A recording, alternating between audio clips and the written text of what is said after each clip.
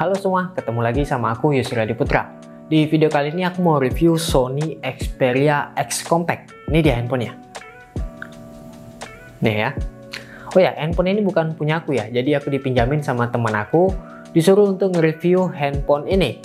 Nah, kira-kira handphone ini worth it nggak ya dipakai di tahun 2022 ini? Mengingat harga handphone ini sekarang cuma 400.000 sampai 700.000. Dan untuk kondisi terbaiknya di harga 700 ribuan aja. Sony Xperia X Compact ini dirilis pada bulan September tahun 2016, yang artinya umur dari handphone ini udah 6 tahun. Dan sekarang di tahun 2022 untuk second batangannya bisa kalian beli di harga 400.000 hingga 700 ribuan aja. Dengan harga segitu kita bisa dapat spek pakai chipset Snapdragon kelas menengah 650, punya layar sebesar 4,6 inci, resolusi 720 pixel alias kualitas XD, punya panel IPS LCD dengan PPI sebesar 319, serta sudah diberikan perlindungan Corning Gorilla Glass generasi keempat. Ada fitur NFC, dual stereo speaker, udah pakai USB Type-C, dan juga punya baterai sebesar 2700 mAh yang sudah support pengisian cepat hingga 18 watt fast charging. Dan buat kalian yang tertarik untuk membeli handphone ini juga, kalian bisa langsung aja cek di link deskripsi ya. Kemudian untuk build quality-nya ini full terbuat dari plastik untuk bodi belakang dan frame sampingnya. Memang nggak terasa premium, tapi feel di tangan ini masih cukup nyaman. Dioperasikan menggunakan satu tangan pun ini sangat mudah dan nyaman sekali. Serta sudah diberikan perlindungan Corning Gorilla Glass generasi keempat. Dan posisi fingerprintnya berada di sebelah kanan yang menyatu dengan tombol power seperti handphone Sony lainnya. Dan untuk kecepatan bacanya ini udah sangat responsif sekali ya, hampir instan malahan. Dan pastinya sangat akurat dan jarang salah. Terus dia juga punya fitur NFC yang kecepatan bacanya itu udah cukup cepat dan akurat. Kemudian untuk kualitas layarnya, layar di handphone ini kelihatan tajam walaupun beresolusi hanya XD aja. Tapi berkat ukuran layarnya yang cuma 4,6 inci ini, bikin kualitas layarnya kelihatan lebih tajam. Ditambah lagi layarnya juga udah diproteksi dengan Corning Gorilla Glass generasi keempat. Tapi sayangnya untuk unit yang kita review kali ini ada sedikit bercak berwarna ungu di bagian layarnya. Tapi ini nggak terlalu mengganggu sih, karena bercaknya ini kelihatan ketika ada background warna gelap atau warna hitam aja. Overall layar masih cukup enak kalau dilihat dari segi kualitasnya. Lalu untuk kualitas audionya ini menurut aku salah satu yang terbaik di harga 400 ribuan. Punya dual stereo speaker yang kualitasnya itu udah nyaring dan jelas. Dipakai buat nonton film atau dengerin musik di YouTube ini udah enak banget. Apalagi kalau cuma dipakai buat scrolling media sosial, dijamin puas deh. Dan untuk kebutuhan multimedia kita, Sony Xperia X Compact ini juga masih menyediakan lubang audio jack 3,5 mm. Dan seperti biasa untuk kualitas audionya, kalian bisa simak aja video berikut ini.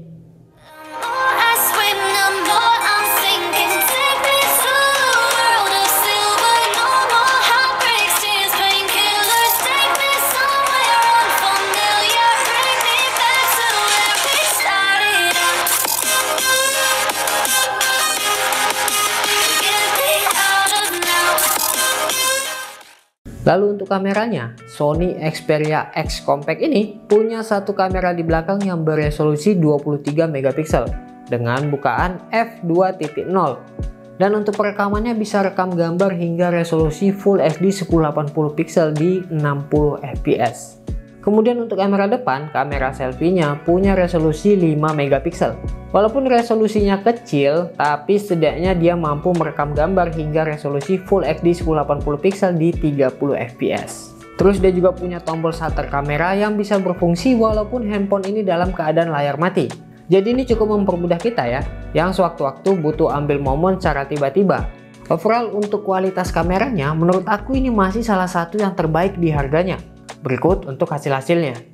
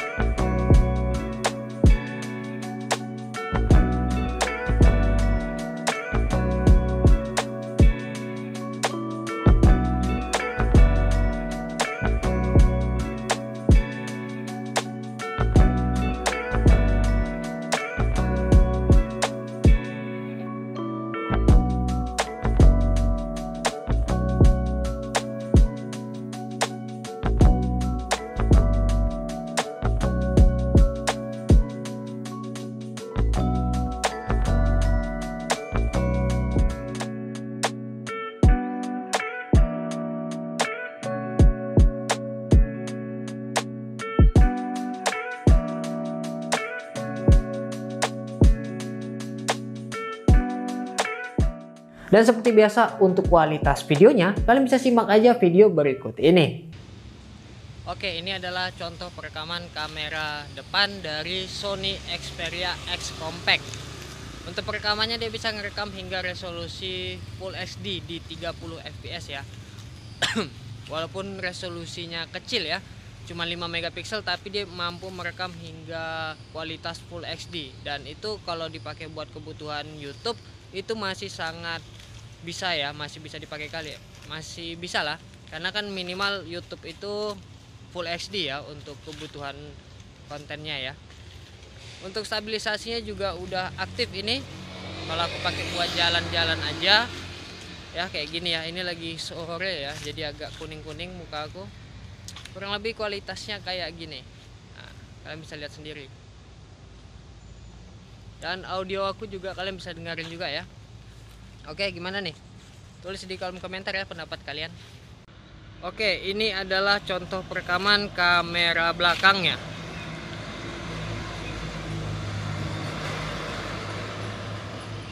Nah, gimana? Untuk kamera belakangnya bisa rekam hingga resolusi Full HD juga, cuman bedanya dia bisa sampai 60 fps. Tapi pada perekaman kali ini cuman pakai 30 fps saja, karena cuman untuk kebutuhan konten YouTube aja. Ya, stabilisasinya juga aktif kok. Dipakai buat jalan-jalan santai kayak gini juga asik-asik aja nih, lihat.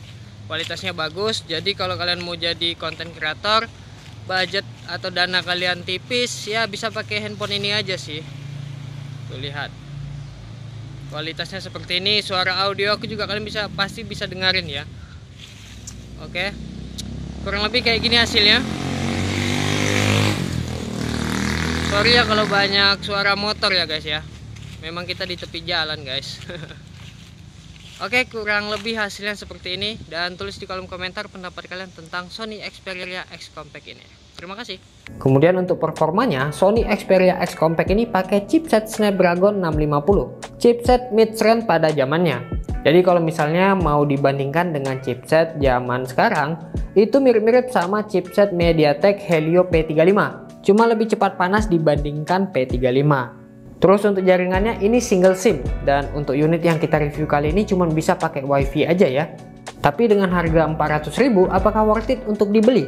Kalau menurut aku sih itu tergantung kebutuhan kita ya. Kalau misalnya untuk aku pribadi nih, kan aku cuma pakai buat kebutuhan review, dan menurut aku itu masih sangat worth it sih.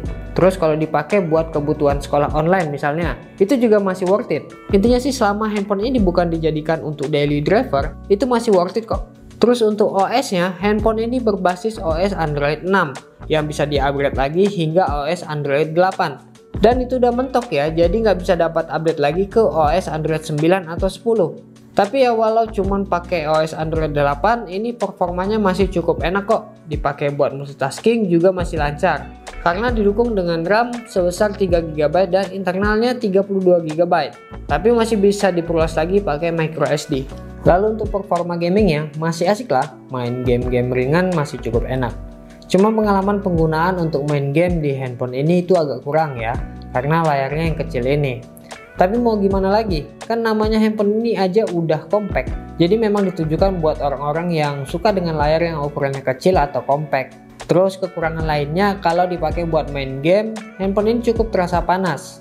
Padahal baru dipakai main bentar aja. Terus kalau kita main game sekelas PUBG Mobile, handphone ini bisa dapat grafik smooth high dan balance medium. Buat dipakai main game PUBG Mobile ini masih cukup lancar dan enak-enak aja ya. Walaupun sesekali ada frame drop atau patah-patah kalau lagi ada musuh. Terus suhunya juga agak panas, padahal baru dipakai main sekitar 5 menitan aja. Jadi saran sih kalau kalian mau cari hiburan buat main game di handphone ini, mending pakai atau main game yang ringan-ringan aja ya. Tapi nggak juga sih, overall handphone ini kurang ya menurut aku untuk kebutuhan gaming kita. Karena suhu dari handphone ini sangat cepat panas, jadi bikin nggak betah aja buat main lama pakai handphone ini. Bahkan dipakai walaupun cuman untuk sekedar scrolling media sosial aja, handphone ini udah mulai terasa panas. Panasnya itu menurut aku nggak wajar sih, agak berlebihan. Kita positive thinking aja deh, mungkin karena ini unit second, jadi performanya itu bakal beda-beda untuk setiap unitnya. Dan kebetulan untuk unit aku ini mungkin ada sedikit errornya, jadi cepat panas. Atau karena performa Snapdragon 650-nya ini yang nggak bisa handle suhunya dengan baik. Kira-kira gimana nih menurut kalian? Diskusi yuk di kolom komentar. Lalu untuk kapasitas baterainya ini nggak terlalu besar ya, cuman 2700 mAh aja.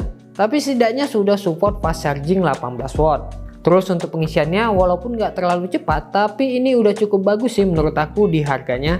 Ngisi dari 20% sampai 100% butuh waktu 1 jam 30 menit aja. Overall untuk pemakaian aku yang cuma scrolling media sosial, tes gaming, ambil foto dan video, bisa dapat screen on time hingga 5 jam. Ya kurang lebih dalam sehari itu kita harus ngecas handphone ini 2-3 kali. Menurut aku kenapa baterainya bisa cepat habis, jadi bukan karena baterainya aja yang kecil ya, tapi karena chipsetnya punya fabrikasi yang cukup besar. Jadi nggak efisien dan karena umur baterainya juga yang udah menurun. Tapi karena ini unit second, jadi untuk kualitas baterainya pasti bakal berbeda-beda ya, jadi nggak bakal sama kayak yang aku punya ini. Intinya sih handphone ini cocok buat kalian yang hobinya videografi, dengan catatan budget kalian cuman di bawah 1 jutaan aja. Dan handphone ini juga punya kualitas audio yang sangat baik di harganya. Bahkan masih bisa bersaing dengan handphone mid-range di harga 2 jutaan. Dipakai buat nonton film atau nonton YouTube, ini masih oke lah. Karena kualitas layarnya juga masih cukup bagus kok. Dengan catatan kalian belinya yang tanpa minus layar ya. Terus punya desain yang compact, jadi cukup nyaman dipakai dan dibawa juga. Yang intinya sih ini worth it ya kalau dijadiin handphone kedua kalian. Atau kalian beli untuk kebutuhan sekolah online adik kalian. Apalagi yang harganya sekarang cuma 400 ribuan aja. Jadi buat kalian yang tertarik untuk membeli handphone ini juga, kalian bisa langsung aja cek di link deskripsi. Oke, jadi segini dulu videonya. Tulis di kolom komentar pendapat kalian tentang Sony Xperia X Compact ini. Aku Yusri Adi Putra pamit. Like video ini kalau kalian suka dan sampai jumpa lagi di video selanjutnya. Terima kasih.